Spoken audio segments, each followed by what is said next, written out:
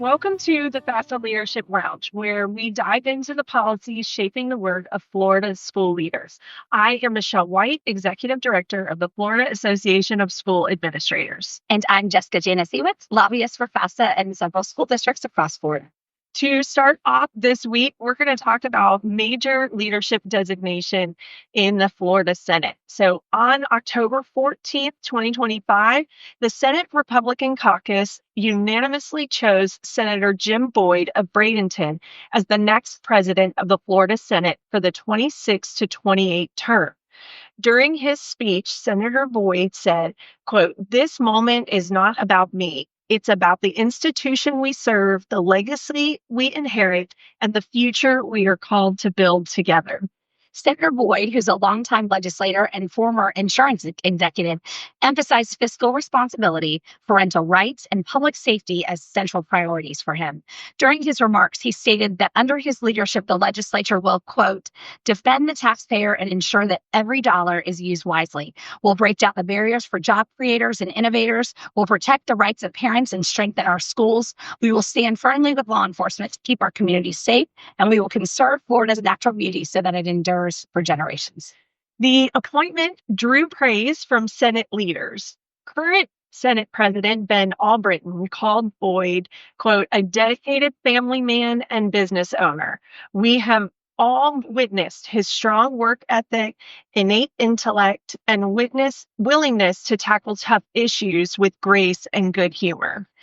Senator Danny Burgess, who is currently the chair of our Education Pre-K-12 Appropriations Subcommittee, put forth the nomination, and he described Senator Boyd's leadership as, "You hear the priorities of your constituents, you have a servant's heart and a leader's spine. You'll take on the big issues guided by your conservative principles, not by convenience or popularity." So, as the incoming Senate president, Boyd faces some key challenges, including maintaining Republican unity, managing Florida's budget amid growth pressures, and addressing infrastructure and education needs across the state. But he is widely viewed as prepared to steer the chamber with a focus on fiscal responsibility, innovation, and public service. Senator Boyd will officially succeed President Ben Albritton in 2026, and all eyes will be on the Florida Senate to see how his leadership shapes the state's legislative priorities over the next 2 years. Absolutely. And we'll, of course, watch those elections and everything. These weigh into all of these positions that are decided well ahead of time. So Absolutely. more to come. That's exactly right. But also, just last week was week 2 of interim committee meetings, and it really set the stage for more policies that will be considered during the 2026 session. So let's talk a little bit about what the education committees did this week. Absolutely. So during the second committee week, the House Student Academic Success Subcommittee, it's a mouthful, chaired by Representative Travolsi, heard an update from the Florida Department of Education on the implementation of House Bill 875, which of course was passed during the 2025 legislative session. It focuses on educator preparation as well as an overview of teacher certification requirements. Absolutely. And that presentation was led by Senior Chancellor Dr. Paul Burns, alongside Dr. Amy Evangelisto, who is the Director of Educator Certification, and Dr. Megan Collins, who is the Bureau Chief of Educator Recruitment, Development, and Retention. They highlighted how HB 875 is aligning teacher preparation programs with evidence-based practices, improving accountability for colleges of education, and making alternative pathways into teaching more streamlined. The DOE also walked lawmakers through Florida's certification process, covering initial licensure renewal and district-based or alternative routes. Committee members asked about teacher shortages and out-of-state reciprocity. The DOE officials emphasized simplifying the process while maintaining the high standards that we expect. And so overall, that discussion showed Florida's commitment to preparing, recruiting, and retaining high-quality teachers to support student success across the state. And as we've seen in the last couple of weeks, sometimes our committees hear things like that Students Academic Success Committee, where they talk about bills that were passed in the last year. And then Other times we hear some topics that may be bills that are on the horizon. And that's what happened in the Senate's Pre-K 12 Education Committee, who was chaired by Senator Simon. They held a meeting focused entirely on AI in K 12 education. That's right. The committee heard directly from Dr. Maya Israel, a professor at the University of Florida's College of Education, who explained how AI can personalize learning, support our teachers, and help track student progress. But Dr. Israel also cautioned lawmakers about the key risks, from data privacy and algorithmic bias to making sure that teachers are properly trained before AI tools are rolled out statewide. Absolutely. So after her presentation, a panel of district leaders shared what's already happening in local schools. Lamar Landers from Hillsborough County talked about adaptive learning tools. Dr. Sylvia Diaz from Miami-Dade discussed AI tutoring pilots. And Dr. Michael Feeney from Pinellas stressed the importance of teacher training and equity. Lawmakers then asked how the state could help, whether it would be additional funding, infrastructure, or clear standards for how to use AI responsibly.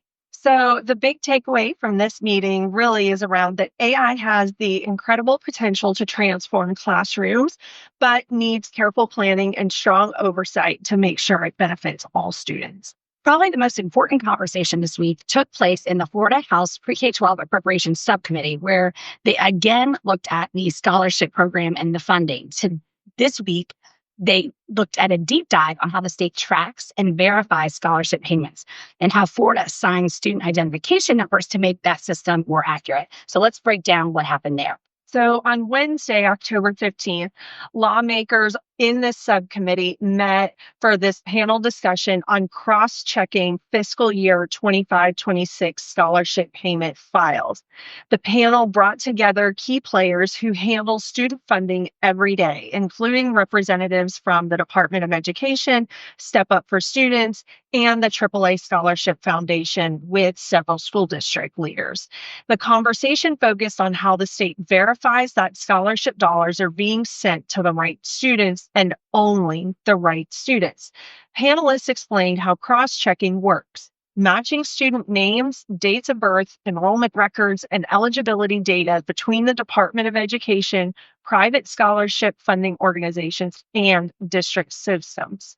One panelist noted that timing can be a challenge. So student transfers, withdrawals, or enrollment updates don't always hit every system at once, which can cause temporary mismatches or payment holds. And we know that's been some of the complaints that we've heard around the state, be it from parents who are anticipating a payment going through for their child or the scholarship, or also on the school district side where there seems to be a discrepancy and maybe the district isn't receiving the monies that they're supposed to receive.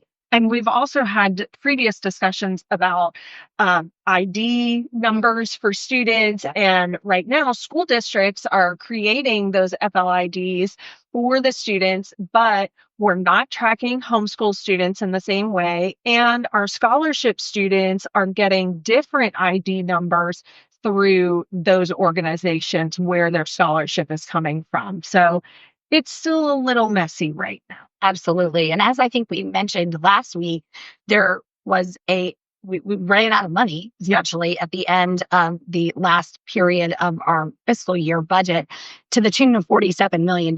And that is what lawmakers are really trying to look at to say, we've got to fix this system. We can't have it to where we're running out of money and then certain folks are just not being funded. So they did have district folks there. They also have representatives from Step Up for Students and the AAA Scholarship Foundation, which are the two largest scholarship organizations in the state.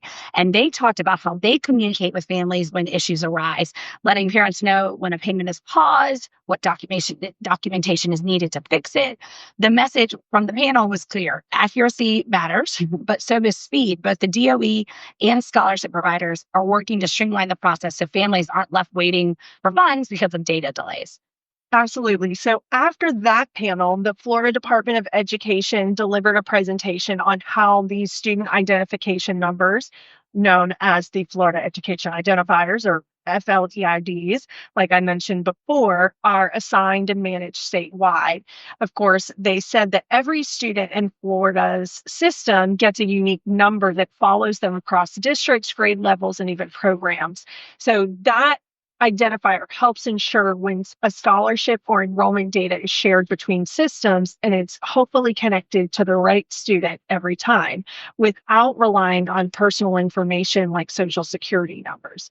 As DOE staff put it, having consistent and accurate identifiers is the backbone of data integrity across Florida's education system. Committee members, who are led by the chairwoman, Representative Persons Maleka, discuss possible ways to strengthen these systems. So, from improving the timelines for reporting to tightening the data fields that are used for matching. While there were no formal votes or anything like that, this was just a discussion. This session was all about technical oversight and making sure that Florida's record keeping keeps up with the scale of the scholarship programs, which now serve hundreds of thousands of students statewide. The subcommittee will continue to review in the coming weeks how scholarship funds are administrated and verified as lawmakers prepare for the 2026 session, where I think it's pretty clear we're moving in the direction that there may be some legislation on this to work on these issues. Absolutely. And of course, we would highly encourage you to look back at these meetings. You can find them in the archive on thefloridachannel.org. It's a great resource for any of you, whether it's a live committee meeting or bills being debated on the floor or watching it that it's already happened. It's a great way to kind of catch up on those things. Hearing the comments from the legislators, both in this instance when talking about the scholarship funding or in the case of AI, really can kind of give you a sense of the direction that they're moving in. And that just helps us to know what to prepare for, and then also know where we can fill in the gaps and provide information from you all, our members, about how to improve whatever it is they're looking to do. We do have a little bit of breaking news as we are reporting today. We've talked, I believe, in the past that the governor has been pretty vocal about wanting to take some action on property taxes here in the state. And we know that the House created a select committee where they looked at this issue. And I think they had maybe 2 meetings already. And today it was announced that the speaker has come out and said that in a joint memo, outlined the House's plan to move forward on some joint resolutions that will be placed on the 2026 ballot. Now, that, of course, assumes that they pass both the House and the Senate. So this is all the caveat. But here's the House's plan. His view is that putting a myriad of options on the ballot will give voters an option to choose some, all, or none of the proposals. But all of these proposals that they are putting forth have 2 distinct components. First, they will have language that specifically prohibits an effective government entity from reducing funding for law enforcement. And secondly, they exempt school taxes, which of course is a huge thing for us as we've been looking at this. That was a huge concern that we had, knowing how important property taxes are for school funding. Property taxes comprise about 46% of school funding, or about $21 billion. So some of the plans that they're putting forth would eliminate non-school homestead property taxes, either immediately, as proposed by Representative Steele, or over a 10-year period, as proposed by Representative Miller. Representative Carlos Perez proposal would exempt Florida residents over 65 from paying non-school homestead property taxes. There are also 2 proposals to add some exemptions, which we already have exemptions in place. These would be additional exemptions. One from Representative Abbott would create a new exemption that is equal to 25% of the assessed value of the home. Another from Representative Debbie Musata would allow homestead property owners who have property insurance to have an additional $100,000 exemption. And there are 3 other proposals to note. A resolution from Representative Oberdorf eliminates the cap on portability, which would allow homeowners to transfer their entire accumulated Save Our Homes benefit to their new home. We know Save Our Homes can be a major and we talked a little bit about that a few episodes ago too, of how new home buyers end up paying the higher amount because now the values have gone up. Exactly. It could be tremendous. Another from Representative Griffiths limits the growth in assessed value to 3% over 3 years for homesteads and 15% over 3 years for non-homesteads.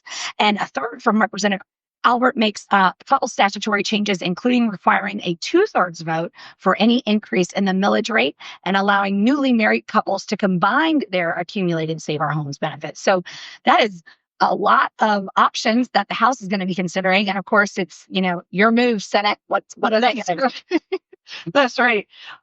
Yeah, so more to come. We will not have committee weeks again until the beginning of November. So while the Leadership Lounge will certainly dive into some more policies that are coming up, we would encourage you, of course, head over to the FAFSA website at fafsa.net. The list of bills being filed continues to grow as we fully expect. On a normal basis, we're tracking about 300 relating to education each year. And I think right now we're sitting at 20 to 25 that are getting some committee assignments. So go check out our bill tracker that is available for members. Be ready for updates on committee weeks coming in November. And we hope to have you stay tuned for next week. Thank you for listening to the Leadership Lounge podcast presented by the Florida Association of School Administrators. Today's podcast was hosted by Michelle White and Jessica Janasiewicz. Podcast was produced by Jeff Willoughby. Original musical recordings by David Higgins. Make sure to subscribe to the podcast wherever you listen to your favorite podcasts. New episodes are released each Monday. For show topics, suggestions, questions, or comments, please email communications@fafsa.net. We hope you enjoyed the show.